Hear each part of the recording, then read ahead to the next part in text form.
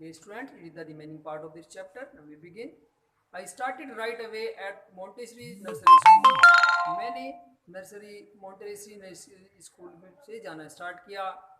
I stayed there until I was 6 और मैं वहाँ पर जब मैं 6 वर्ष की थी तब तक मैं वहाँ पर रही इस स्कूल में.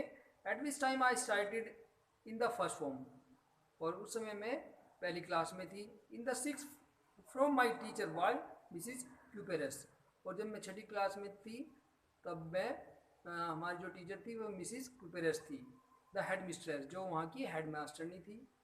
Eight the end of the year we were both in tears और वर्ष के अंत में हम दोनों की आंखों में बहुत आंसू आ गए क्योंकि as we said a heart breaking farewell, क्योंकि वर्ष के अंत में फेयरवेल थी, अंतिम विदाई थी मेरी उस स्कूल से.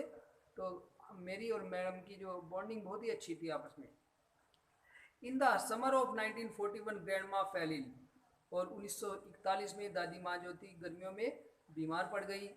And had to have the an operation और उनका ऑपरेशन करना पड़ा. So my birthday passed with little celebration, इसलिए मेरा जो जन्मदिन था बहुत अच्छे से नहीं मनाया गया. ग्रैंड माँ डाइड इन जनवरी 1942 और दादी माँ जो थी वे 1942 में चल बसी, यानी उनका स्वर्गवास हो गया था. No one knows how often I think of her, यानी कोई नहीं जानता कि मैं उनको कितने याद करती हूँ आज भी. स्टिल लव हर, और आज भी मैं उससे बहुत ज़्यादा प्यार करती हूँ दादी माँ को. This birthday celebration in 1940 was intended to make up for the other, और ये जो बर्थडे जो था 1942 में, यह निश्चित ही एक पहले वाले बर्थडे की कमी पूरी कर रहा था. And grandma's candle was lit along with the rest, और मेरे बर्थडे पर मेरी एक मोमबत्ती जो है दादी माँ की तरफ से भी उसको लगाई गई उनकी याद में.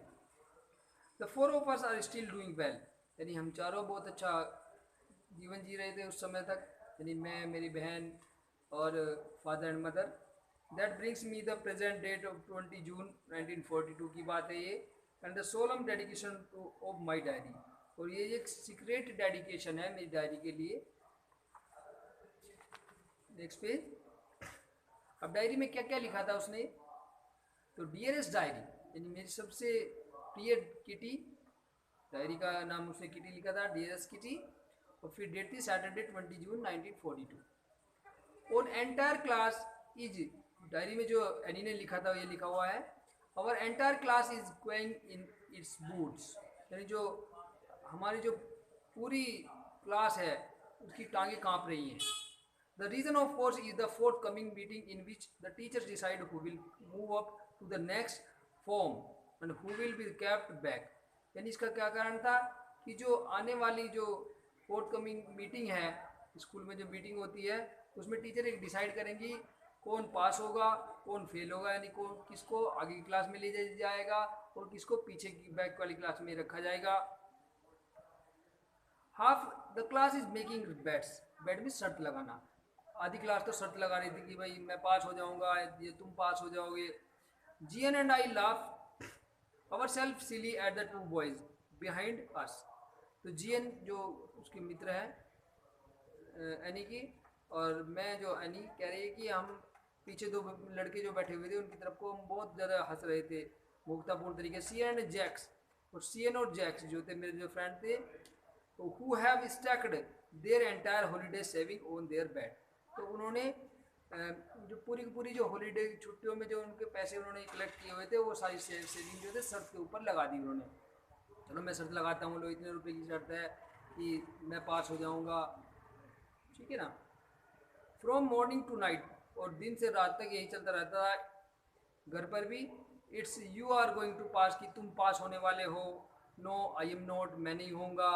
यस यू आर, हाँ तुम हो जाओगे. नो आई एम नॉट, नहीं मैं नहीं होऊंगा. Even G's pleading glances and my angry outbursts cannot calm with down, यानी जी की प्रार्थना भरी नज़रें और मेरे जो गुस्से के जो शब्द थे वे भी किसी को चुप नहीं कर पा रहे थे.